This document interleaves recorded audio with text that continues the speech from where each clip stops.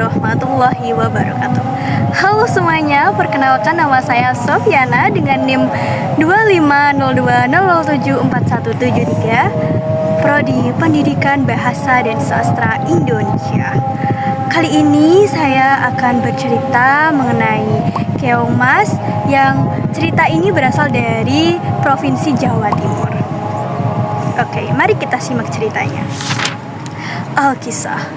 Berdiri sebuah kerajaan bernama Kerajaan Daha, dipimpin oleh raja yang arif dan bijaksana, bernama Prabu Kertamarta. Sang raja memiliki dua orang putri. Yang pertama bernama Candrakirana dan adiknya bernama Dewi Galuh. Dua putri itu sangat cantik rupawan. Sayangnya, watak mereka berbanding terbalik. Candrakirana memiliki sifat yang baik, sopan, rendah hati, sehingga ia sangat dicintai oleh rakyatnya. Sebaliknya, Dewi Galuh sering iri dan jahat serta angkuh. Seringkali ia menghina rakyatnya, sehingga rakyat tak menyukainya. Pada suatu hari, raja memanggil Candrakirana untuk diperkenalkan dengan pangeran yang tampan dan bijaksana dari kerajaan Kahuripan. Siapakah itu? Ya, yaitu Raden Inu Kertapati. Candrakirana sangat senang mendengar berita tersebut. Setelah itu, mereka pun bertunangan.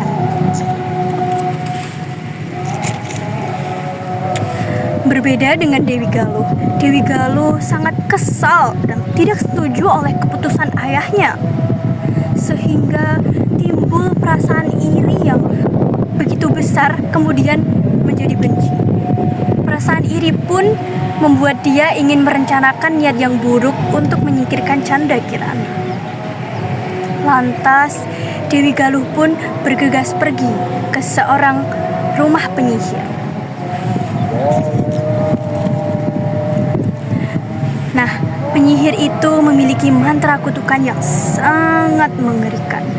Dia menyuruh penyihir itu untuk menyihir Candrakirana menjadi seekor keongmas. Nenek sihir diam-diam mengikuti Candrakirana yang sedang asik bermain di pantai. Ketika dirasa sepi, lalu penyihir itu pun langsung menyihir Candrakirana menjadi seekor keongmas.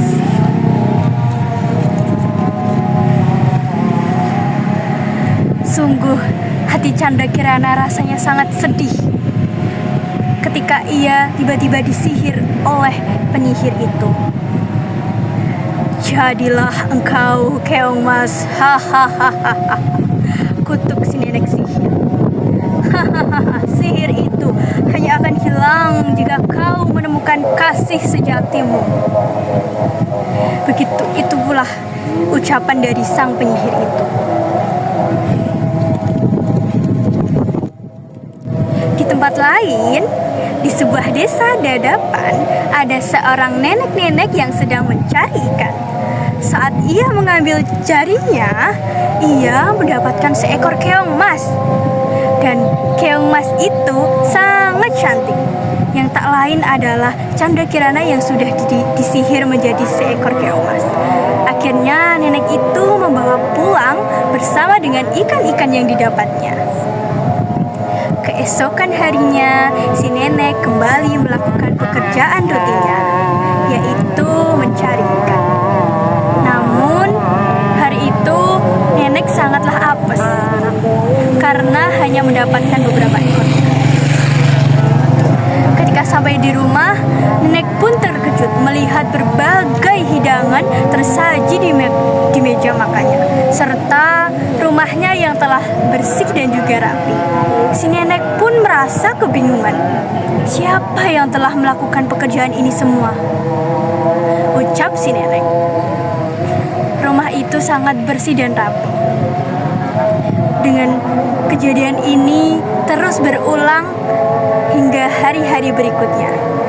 Setiap dia pulang beraktivitas dari luar rumah, dia selalu mendapati rumahnya dalam keadaan rapi dan terhidang makanan lezat di meja makannya. Akhirnya si nenek pun membuat rencana karena ia sangat penasaran siapa yang telah melakukan pekerjaan ini setiap hari. Kemudian si nenek pun merencanakan sesuatu. Dia berpura-pura ingin pergi mencari ikan. Padahal dia hanya pergi ke samping rumah. Saat ia mengintip di balik jendela, betapa terkejutnya si nenek melihat ada seorang gadis yang sangat cantik yang sedang memasak di rumahnya. Nenek itu pun segera masuk dan bertanya dengan penuh rasa penasaran. Siapakah kau, wahai gadis cantik? Mengapa kau ada di rumahku? Tanya si nenek itu. Sedangkan Canda Kirana sangat kaget.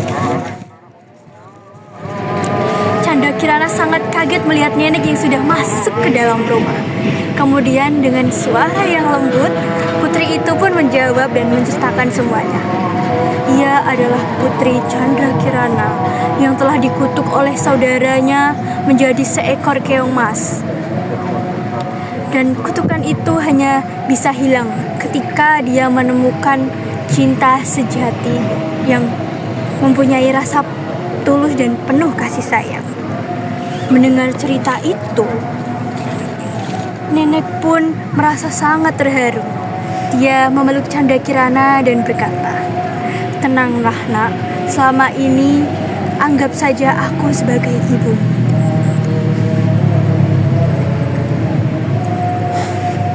Nah, sementara itu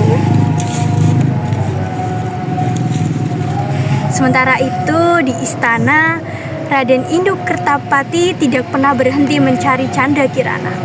Ia pun berkelana dari desa ke desa, menanyakan keberadaan tunangannya. "Di mana kau berada, Canda Kirana?"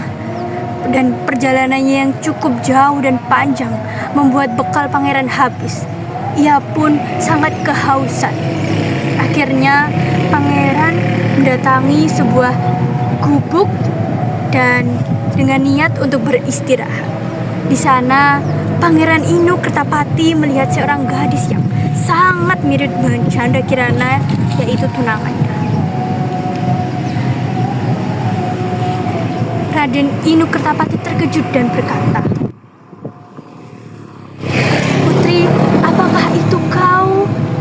Apakah itu kau, Putri?" Lalu kemudian kutukan nenek sihir pun sirna. Canda Kirana sepenuhnya menjadi manusia, dan keduanya pun saling berpelukan dengan penuh haru. Lalu Raden Induk Kertapati membawa Canda Kirana dan juga nenek kembali ke istana. Sedangkan Dewi Galuh dan juga nenek penyihir mendapatkan hukuman dengan ganjaran yang setimpal atas kejahatan yang telah dia lakukan. Kerajaan pun kembali damai dan bahagia. Canda Kirana dan Raden Induk Kertapati melangsungkan pernikahannya dan hidup bahagia selamanya dengan penuh cinta.